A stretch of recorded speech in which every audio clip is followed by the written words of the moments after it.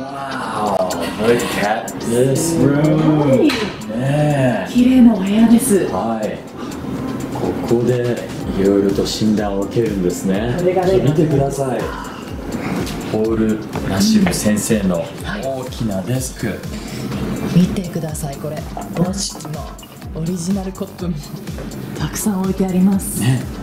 でここで座るわけですよ。いいの？すごい。贅沢すぎない？ね、ここに座ってで先生がそこに座っていて対談みたいな感じですか？診断を受けるわけですよ。そうすみません、今お鼻気になってるんですけどどうしたらいいですかと言うと先生がね違うか、はい、いやでもそういうことだよね。そういうことだよね。いやー素晴らしいですね。もうふかふかで気持ちいい。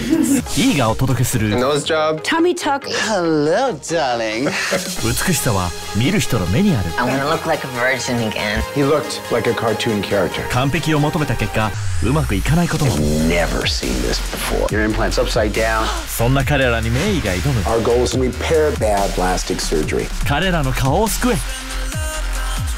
Thank you. New day. This is a dream. 整形手術の光と闇。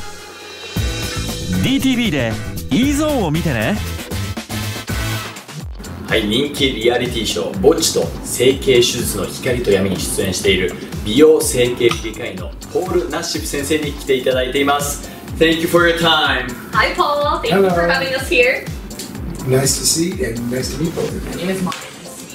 Yes, I'm Matthew. Matthew. So we're going to be asking a bunch of questions. You want to start out? Now, am I supposed to speak now in Japanese to you? You can try. Konnichiwa. Konnichiwa. You got it. Wait, but how about right now, when you walk into a sushi restaurant, what do they say all the time? いらっしゃいませ Yes. Do they? Yes. What does that mean again? Welcome. いらっしゃいませ。 Yeah. Wait, how do you say it one more time? いらっしゃいませ。 Yashimase? いらっしゃいませ Yashimase? Yeah, that's You it. got it. There we go. Yes. So Paul, I know you've done a lot of difficult operations before. Could you tell us which operation was the most difficult and why? We had a lady who I did her 15th rhinoplasty, 15th nose job. 15.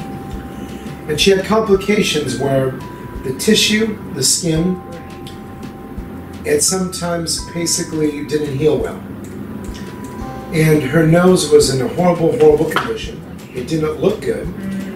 But besides it not looking great, I was worried about her skin. Infections? And now of her skin dying, turning black, and falling off. Now, all these surgeries are all hard. But the hard part from what we do is worried about their healing. Of course. And it's the stress after of watching the healing and watching how they do. That's what makes it hard. Technically, I think Dr. Dubrow and I have already gone to the next level because the degree of cases we do, they're all hard. Yes. Every one of them are hard. Everyone has their own unique challenge. Yes. But this young lady, and I don't think she's even aired yet, she had complications after surgery. Some of her skin did not do well. And we show how she healed and how we treated the problems. Obviously, at the end, thank goodness, she did quite well. That's good. And we transformed her life, but there was a good 2-month period of time where, we had to do all kinds of things, whether it's, using different medications for the skin that's not good, using leeches on the nose, doing all kinds of things.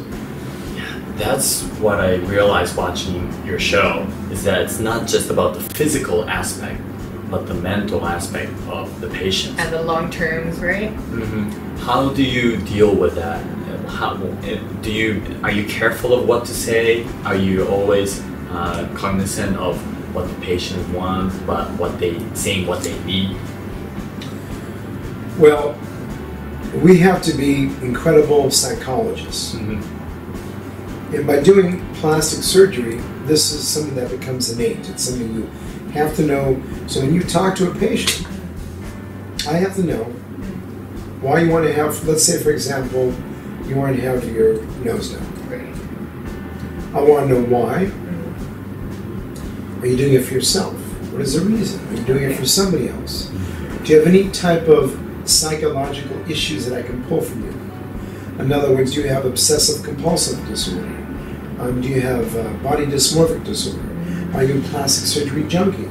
You know, I mean, looking, and your nose could already been had 5 operations and you come in for the 6th one. So I have to know all these things. I have to talk and extrapolate that, pull that from the patient. Have to. If the patient, I have what we call red flags pop up. Okay. Then we think about it. Okay, is this the best patient to operate on? Many times when we start feeling that, Dr. DeBro and I will say, not a good fit, not a good connection. If that's the case, because we know, 1, we're not going to make the patient happy, or 2, we're getting into a situation where we can make things worse.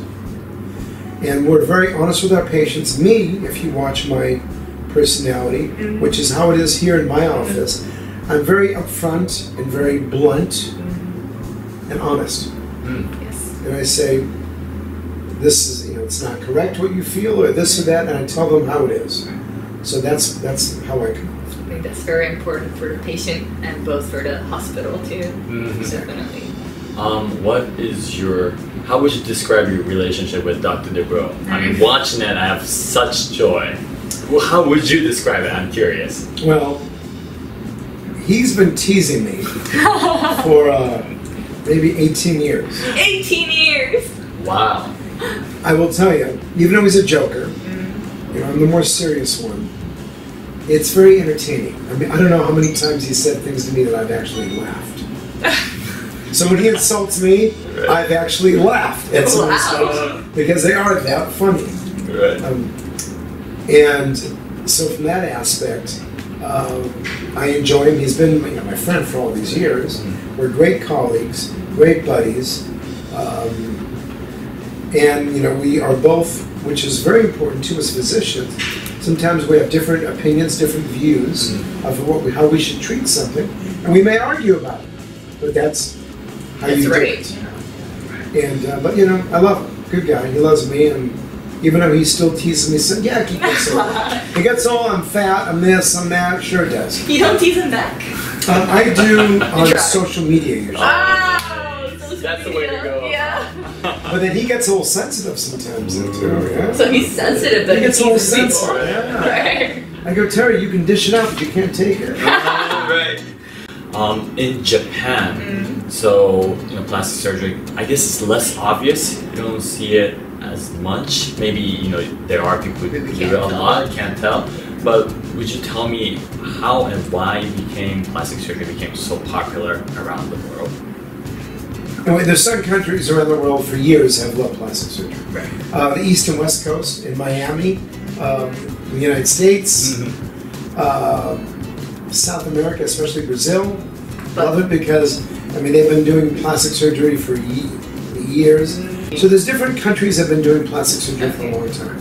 Asia, especially Korea, especially for skincare, plastic surgery, massive. Everyone. Massive. China too. Japan, I think, might be a little bit more conservative. But Asia has been huge in the last 15 years, especially Korea. And it's interesting, I have a skincare line, and I sell right now here in the United States and also in Australia. And it's interesting, when we talk about Asia, we're working now on going to South Korea and Japan. Wow! Oh my goodness! So yeah, better look at my skincare when it comes out there. We'll welcome you. You guys can interview me out there. That'll be great. Oh yeah, we'll do that at a sushi bar or something. There we go, that'd be fun. What kind of product is your new product? All my products, Skincare? yeah, all skincare. And the different ages, by the way. Millennials on up. Okay. All ages. I want to change my nose. It's like bumpy here. You look great though. That's cute though. I get bashed when I go on Japanese TV. Like, I hate her nose. She has a Really? big nose. That's crazy. Well, That'd thank be you. great. Thank you very much for your offer, and thank you so much for your time too. So I know much. you're very busy, and we would like you to just have like a shout out to Yeah. the Japanese audience, to the camera. Thank you all for watching Botched.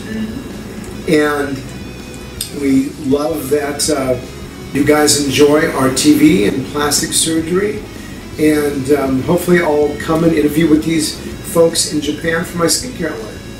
Make sure you watch our show then. Thank you so much. Thank you very much. That was perfect. All right. You guys are funny. No, you are funny. I don't agree with you saying Dr. DeBro is like the funnier one because you are the funnier one.